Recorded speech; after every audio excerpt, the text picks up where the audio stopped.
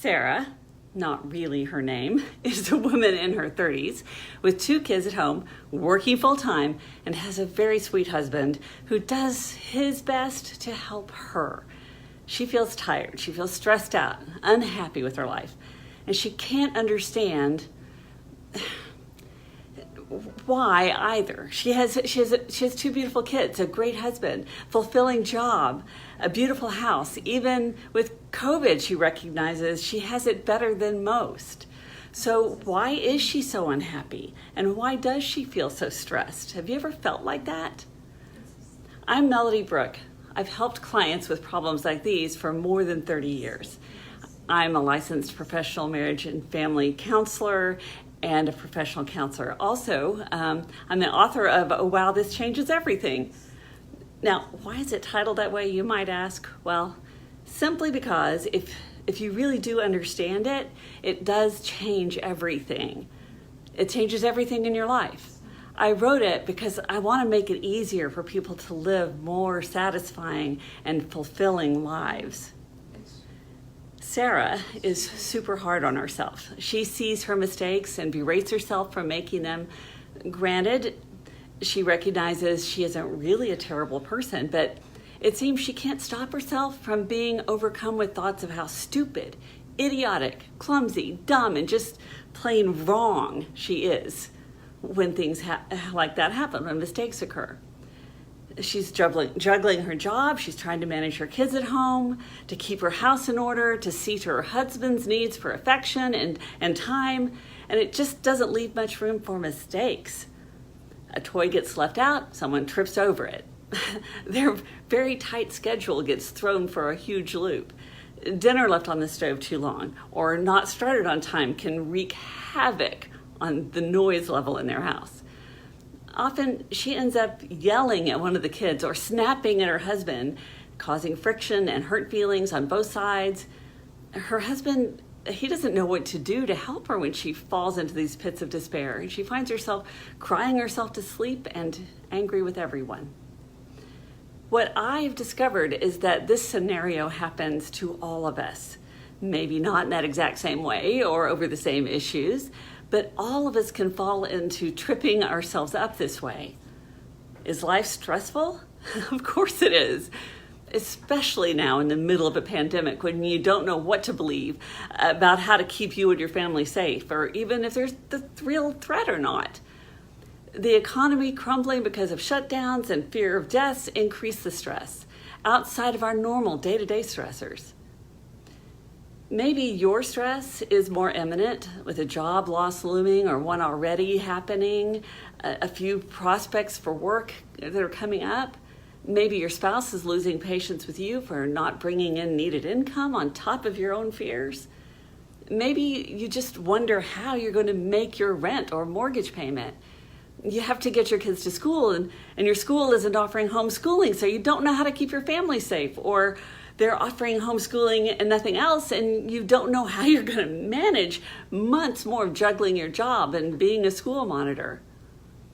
All of these real-life stressors can really trigger an onslaught of self-blame, even though we know things are going on outside of us that are not our fault. But they can still trigger a sense of our not being enough, and believing that we can and should be bigger, better, smarter, more resilient, more capable than we ourselves are actually seeing ourselves as being. So what do you do when you fall short of your own expectations? How do you react?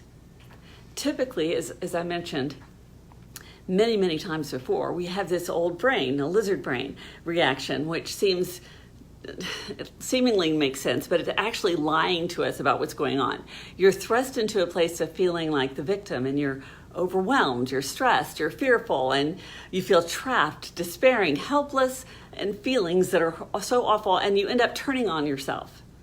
You find yourself saying horrible things to yourself about how you got into this situation, about how you should be smart enough, capable enough, and what the hell is wrong with you. Those thoughts that we rarely say out loud, we scream at ourselves inside our heads when things go wrong. When you can't control the outside reality of your life, you say those things to yourself that indeed you would never, ever say to another person. Certainly you'd never say those to your kids normally. You find yourself literally abusing yourself and how you think about yourself. Ask me how I recognize this process so easily. LOL, it's been my life experience too. I've found myself often enough with those thoughts going through my head when I make some kind of mistake or things in my life just aren't working out the way I think they should. I learned years ago, though, how to stop those thoughts from destroying me. And yes, they will indeed destroy you. Imagine if you talked to your best friend or your children that way. How do you suppose they would feel about themselves? What impact do you think that would have on them? Exactly. So why would you expect any different outcome from speaking to yourself that way? I've noticed that a lot of my clients they aren't aware they're saying those things to themselves, but once they stop and go mindful, take the time to breathe and really listen inside, they begin to recognize the part of them that is screaming those awful things. Often the voice is maybe coming from like a parent or a teacher or a coach or some bully in your life, but sometimes it's just your own fears speaking up. Many of us believe we somehow have to, quote, be perfect, to be lovable. LOL, if that were true, none of us would have anyone who loves us. But we all do, because perfect is some kind of bizarre idea that doesn't actually exist in human form. The truth is, we are all perfectly imperfect. We all have things about us that could use improvement, for sure. We all have those quirks and traits we wish we didn't have. We all have the tendency to think that we should be different than we believe ourselves to be. Sometimes those beliefs can drive us to strive to be better, to work at improving ourselves, and of course, that's a good thing. But more often than not, it actually prevents us from being all that we actually are. So how does it do that? Well, what it does is it throws us into a shame pit and a victim mentality where we only see the badness of our mistakes and we don't see ourselves in a balanced way.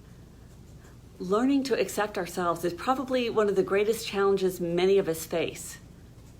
Allowing that you are imperfect and yet perfect all at the same time allows you to shift how you think about yourself and react to those perceived mistakes and challenges that you face. Sarah finally recognized her limitations. She could not do everything she was being required to do. Few of any of us could.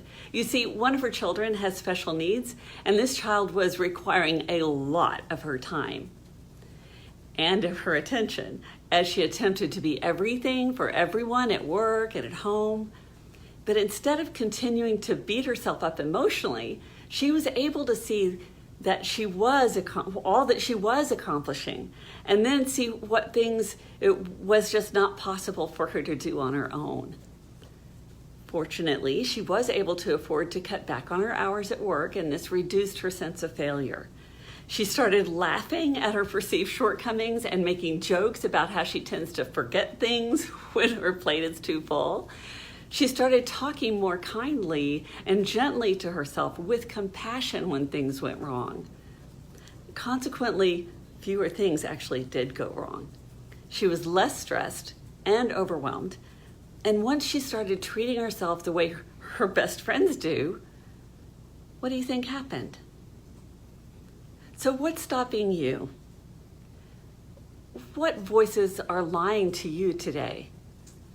I want you to really slow down and take the time to listen and be kind to yourself.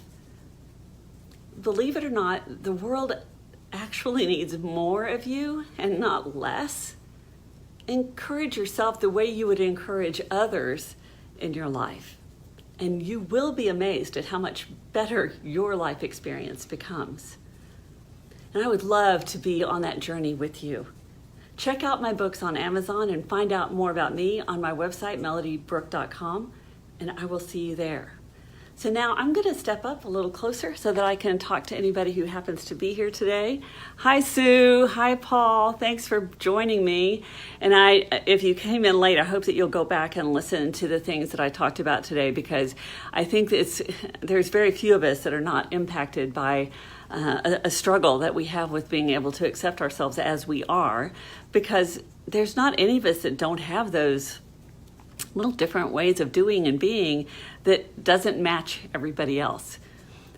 When we are hard on ourselves in that way, when we beat up on ourselves, then we lose connection with who we really are and what our gifts are. And when we lose connection with our gifts and we start shaming ourselves, we start shutting down ourselves. And when we shut down ourselves, nothing good can come from that. The only real good in your life is coming directly from that life force spirit that is you.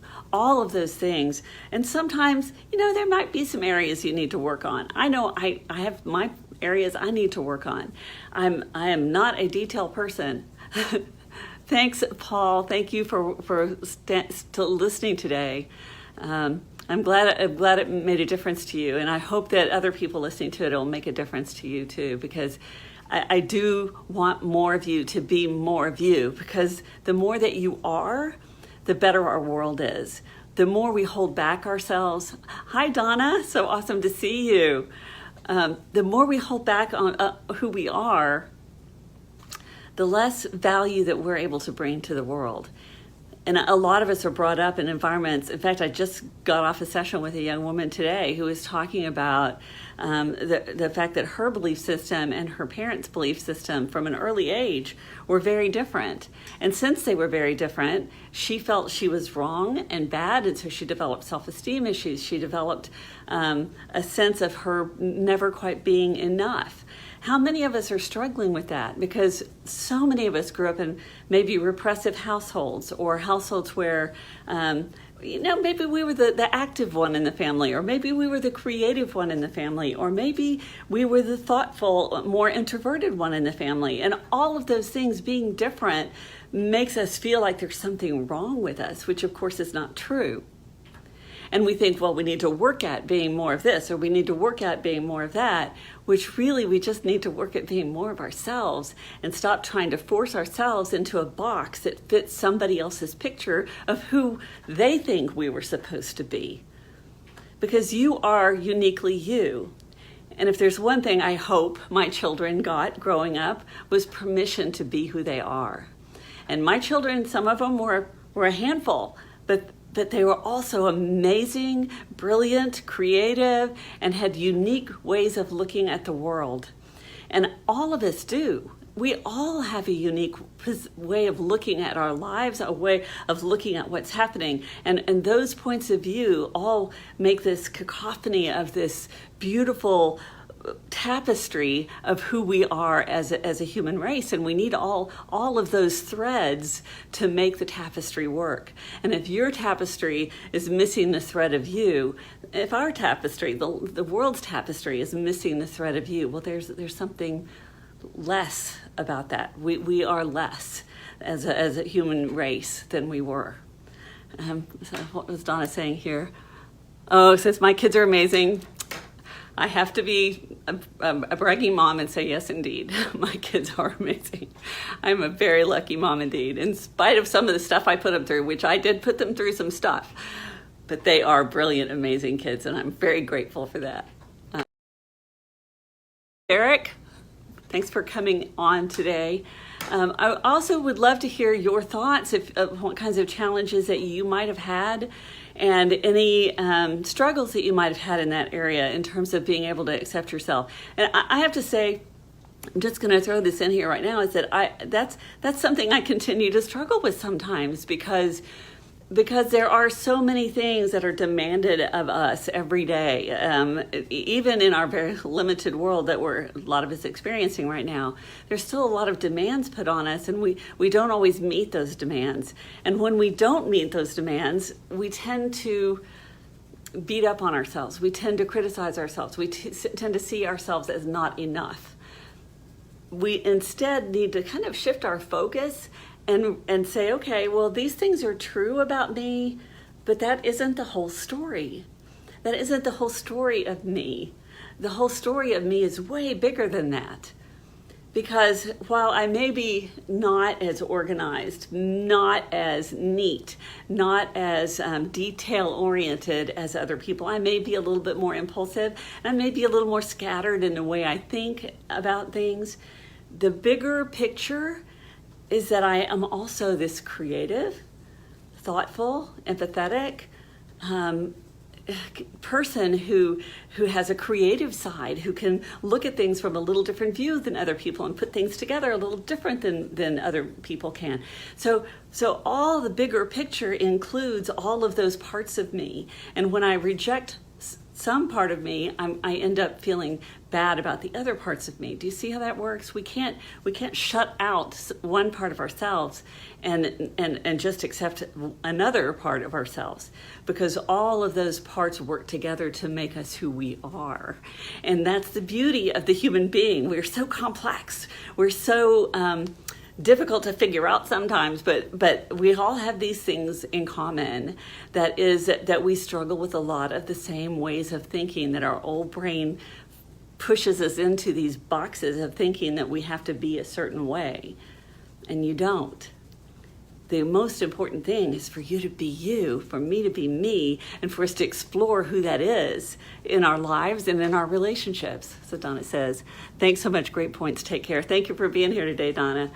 So please make comments below. I will follow this and see, if there's anything I need to follow up on. I appreciate your being here today.